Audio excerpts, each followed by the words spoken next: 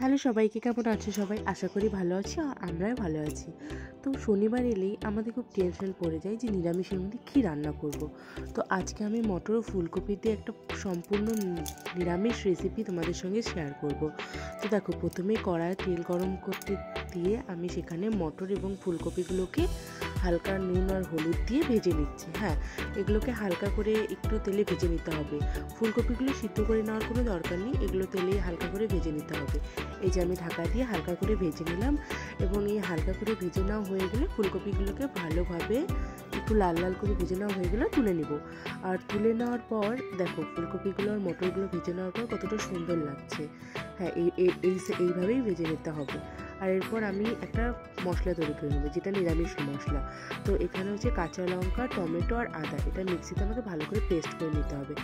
এখন আমি কড়াইতে তেল গরম করে, যেই তেলেই আমি ফুলকপি ভেজেছিলাম সেই তেলেই তেল গরম করে একটা শুকনো লঙ্কা, তেজপাতা আর গোটা গরম মশলা সম্বার দিয়ে, তারপরে যে আমি নিরামিষ মশলাটা বানালাম সেটা দিয়ে ভালো করে আমাকে মশলাটাকে কষতে হবে।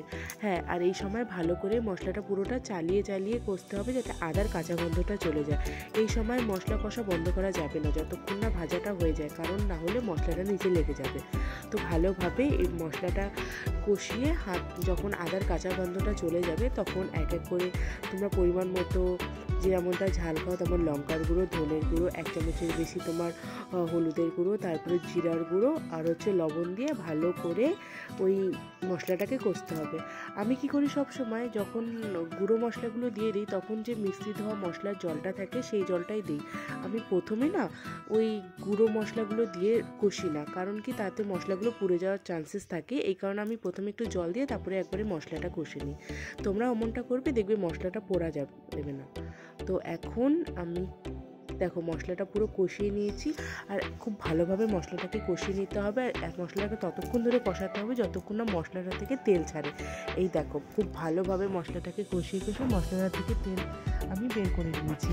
এখন ভাজা মটরশুঁটি আর তোমার ফুলকপিগুলো আমি দিয়ে ভালো করে কষিয়ে নেবো। হ্যাঁ, প্রথমে আমাদের ভালো করে কষিয়ে নিতে হবে। তো এগুলো কষিয়ে নিয়ে আমি একটু ঢাকা দিয়ে দিয়েছিলাম, কারণ হালকা মশলা কষানোর সাথে সাথে আমার যেন ফুলকপিটাও হালকা এখানেই সিদ্ধ হয়ে যায়। তো এইভাবে কষিয়ে নেওয়ার পরে যখন অনেকটা ফুলকপি আর সিদ্ধ হয়ে গেল, তখন আমি পরিমাণ মতো জল দেবো। অ্যাকচুয়ালি এটা অনেকটা তো মশলা টাইপের, তো এটা বেশি ঝোল হবে না, তাই অল্প পরিমাণে জল দেবো।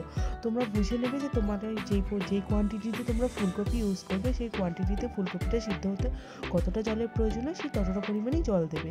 এই যে দেখো, একটু আমি টেম্পারেচার সেট করে দিয়েছিলাম, তো কিছুক্ষণ 5 মিনিট রাখার পর আমি যখন নামালাম দেখলাম ফুলকপিটা এখনও একটু শক্ত আছে।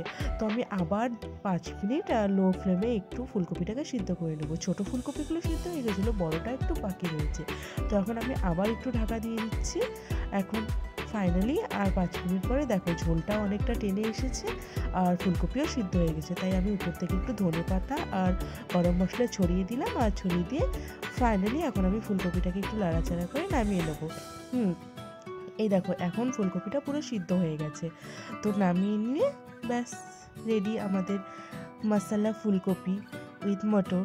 তোমরা এটা সবাই নিরামিষভাবে ট্রাই করবে, ভীষণই সুন্দর খেতে। এই দেখো ফাইনালি, তো সবাই জানাবে কেমন হয়েছে, আর তোমরা এটা ট্রাই করবে। দেখো পুরো মশলাটাকে ভালোভাবে কষানোর পর তেলটাও বেরিয়েছে। তো সবাই ভালো থেকো, সাপোর্ট করো।